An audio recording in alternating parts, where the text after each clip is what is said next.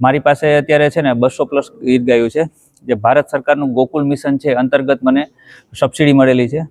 હું પહેલાં એક નાનો ગોપાલક હતો, પછી ભારત સરકારના સપોર્ટથી અત્યારે 250+ ગીત ગાયું છે અત્યારે, અને એનું સંવર્ધન કરું છું.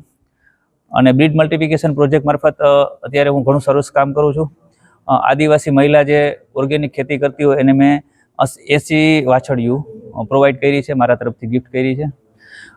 અને ગયા 8 તારીખે મને દિલ્હીથી ફોન આવ્યો મોદી સાહેબના ત્યાંથી કે આપની સાથે મોદી સાહેબ સંવાદ કરવા માગે છે. આપ 11 તારીખે દિલ્હી પૂસા જે કૃષિ યુનિવર્સિટી છે ત્યાં આપણે સાથે સંવાદ કરશે.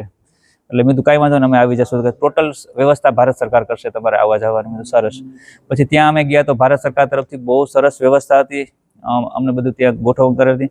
અને મોદી સાહેબ સહજ એક આપણા ફેમિલીના મેમ્બર હોય ને એવી રીતના અમને મળવા આવ્યા. નહીં સિક્યુરિટી, નહીં કોઈ પ્રોટોકોલ, સહજ એક ફેમિલી મેમ્બરની તેમ અમારે મળ્યા, અમારી બધી વાત સાંભળી. અને એક ખેડૂતને શું જરૂરિયાત છે એના વિશે આખો સંવાદ કરીને ખેડૂતની જરૂરિયાતો વિશે અમને સલાહ સૂચનો આપ્યા, અમારા ફિલ્ડમાં અમારે શું કરવું જોઈએ. એટલે અમને એક નવો જોશ ને ઉત્સાહ મળ્યો કે આપણે સરકાર આટલો સપોર્ટ કરે છે અને અમે અહીંયા નાનકડા ગામડામાં આટલું કામ કરીએ છીએ, એ પણ આપણી સરકાર ત્યાં રહીને નોંધ કરે છે અને અમને ત્યાં બોલાવીને આટલો સપોર્ટ આપે છે. અને અમારી હારે તમારે જરૂર પડે ત્યાં સરકાર ઊભી છે. એટલે અમે જે અત્યારે કામ કરીએ છીએ ને એ અમે ડબલ જોશથી અને જોમથી અમે વધારે આગળ વધશું.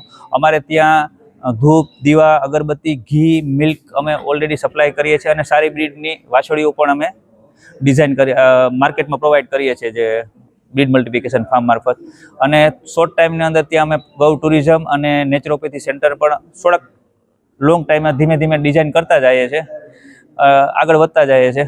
એટલે અને મને થોડુંક આગળની સરકારોમાં એવું લાગ્યું કે આમ કિસાન અને ખેડૂતને જ્યારે કોઈ પણ મિનિસ્ટરને અથવા મોટા સાહેબને મળવું હોય તો એ પોસિબલ નહોતું. પણ અત્યારે વર્લ્ડના બધાથી મોટા શક્તિશાળી આપણે મોદી સાહેબ એ આવી રીતના સિલેક્શન કરી અને ગમે ત્યાંથી નાનકડા એવા મિયાત્રા ગામમાંથી અમને ત્યાં બોલાવે. એટલે એક આપણા માટે એક ગૌરવની વાત કહેવાય કે આપણે આવા પીએમ મળ્યા છે અને ખેડૂત માટે હિતલક્ષી આવા નિર્ણયો લે છે અને આવો સપોર્ટ આપે છે. આભાર ભારત સરકારનો.